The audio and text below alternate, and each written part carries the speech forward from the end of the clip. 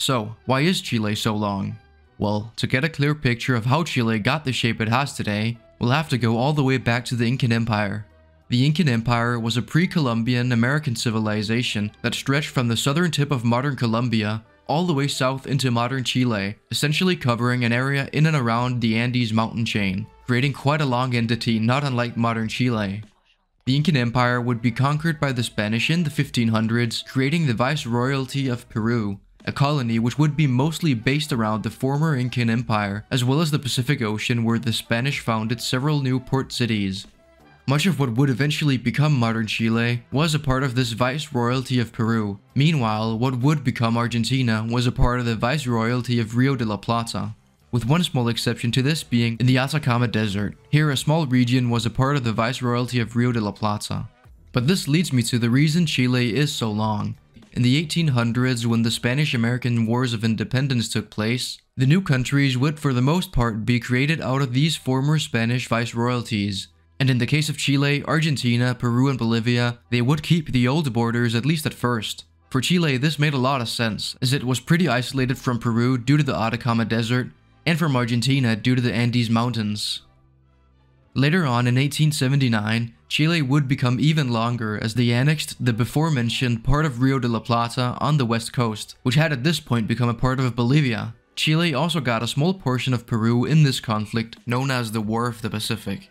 The final step in the elongation of Chile would be the settlement of Patagonia to the south. Both Chile and Argentina would claim more and more territory in this region, and the border continued to mostly follow the Andes Mountains for geographic reasons, continuing Chile's very long and narrow shape.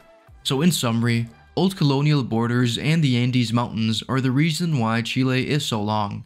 Chile is centered around the Pacific, while Argentina is centered around the Rio de la Plata and Atlantic Ocean. Meanwhile, an entire mountain range separates the two countries. So even if it looks like it would make sense for it to be one country, the reality is Chile isn't very well connected to Argentina, and it especially wasn't in the past.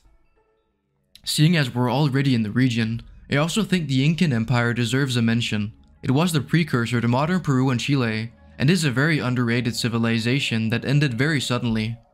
As mentioned earlier, the Incan Empire was mostly centered around the Andes Mountains, which is what gave the empire its long shape. But why did it follow the Andes then? Well, a major reason why the Incan Empire followed the Andes was their sophisticated form of agriculture, referred to as vertical archipelago agriculture.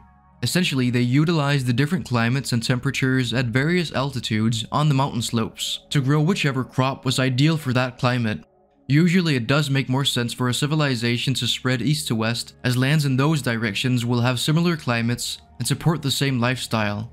But the combination of the Andes and Incan agriculture created a situation where it was beneficial to expand north and south, as the Andes provide similar climates all the way from Ecuador to Chile, just at different altitudes.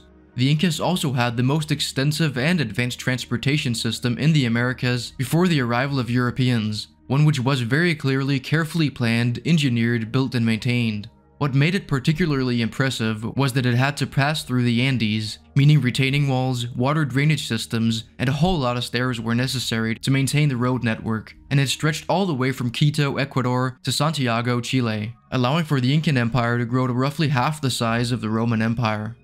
Moving over to Europe, we have another fairly long and skinny country, Norway. While the northern portion of Norway was always very long and narrow, the southern half actually used to be a lot thicker. But as Sweden rose to prominence, both Denmark and Norway lost quite a bit of territory to Sweden. This is at least part of what made Norway so narrow. But the reason Norway straddled the coast to the north, at least at first, was in part that the Norse were a seafaring people. In the 600s, more than a century before the Viking Age, the Scandinavians or Norse people hadn't really settled as far north, and their expansion northward would be mostly by sea.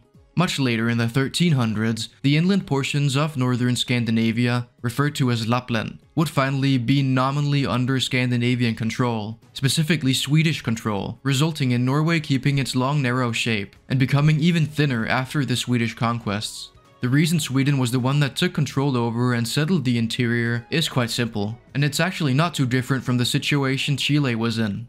Essentially, the Scandinavian mountains make it so travel from the western coast to the interior is much more difficult than from the Swedish-controlled eastern coast.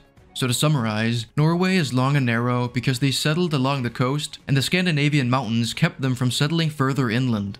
Later Swedish conquests would also make the country even more narrow. To end things off, I want to mention 3 countries that are all a result of colonialism and not geography, namely Togo, Benin, and Somalia. If you consider all of Somalia's claims and what is recognized by all other countries, Somalia does have more of a hook shape, although Somaliland to the north has in practical terms been independent since 1991. Although Somalia is narrow, the region inhabited by Somalis isn't. Modern Somalia's borders were drawn up back during the scramble for Africa in the late 1800s and early 1900s, as the British, Italians, and Ethiopians were deciding on their exact borders.